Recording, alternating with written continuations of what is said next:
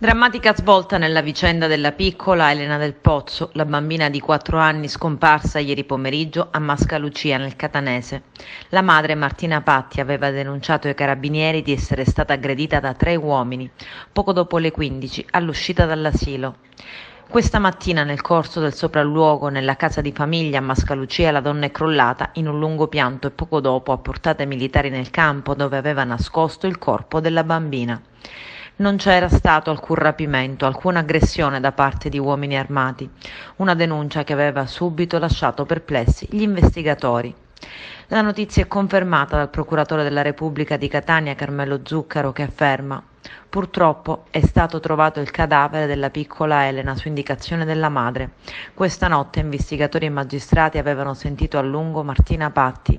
Nel corso di un lungo interrogatorio le avevano contestato molte incongruenze, dice ancora il procuratore Zuccaro.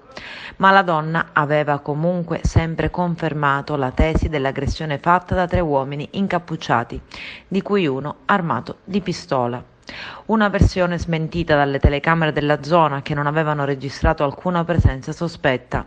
Una versione smentita ancora anche dagli accertamenti della sezione investigazioni scientifiche, perché sulla vettura che la donna diceva essere stata presa di mira da un gruppo di malviventi non c'erano tracce o impronte particolari.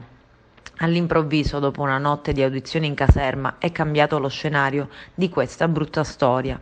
Non più via Piave, alla periferia di Mascalucia, dove la madre aveva detto di essere stata aggredita, ma via Euclide 55, dove la famiglia abita, una villetta alle porte delle pendici dell'Etna. Con i militari in camice bianco, Martina Patti è andata subito nel retro dell'abitazione accompagnata dai genitori. È scoppiata in lacrime, poi ha sussurrato qualcosa a un carabiniere. E di corso un gruppo di militari è andato via con lei. Il corpo è in un campo 200 metri più avanti. Sindaco, pochissimi minuti fa lei ha preso la notizia del ritrovamento del cadavere della piccola Elena. Sì, ho appreso 1 minuto e mezzo fa attraverso chi vi ha preceduti di questa atroce notizia, di questa drammatica notizia. Purtroppo tutti volevamo pensare ad altro, ma invece la realtà a quanto pare è questa. Io non ho parole veramente davanti a un dolore così grande che unisce la nostra comunità tutta attorno a quello che è un'anima innocente come una bambina di 4-5 anni, e quindi perdonate anche lo stato d'animo in cui mi trovate, perché ho appreso veramente 1 minuto e mezzo fa questa tristissima e drammatica notizia e non ci sono parole, non ci sono parole, ripeto. Mi auguravo veramente che le notizie che potevano pervenire fossero altre, magari speravo in chi si fosse macchiato di un così grave gesto potesse restituire la bimba, però purtroppo le notizie che giungono sono altre.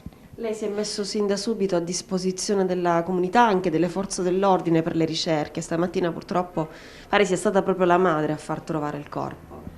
Sì, io prendo appunto da chi vi ha preceduto questa notizia, so che avevo sentito il comandante dei carabinieri ieri che manteneva il più stretto riservo, come è giusto che sia, quando gli inquirenti hanno una così alta responsabilità su indagini così importanti e che appunto riguardano un'anima innocente, una bambina, veramente un'anima indifesa.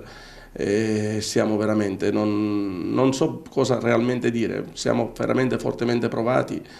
E niente, pregherò per questa bimba e chiederò di farlo alla nostra comunità.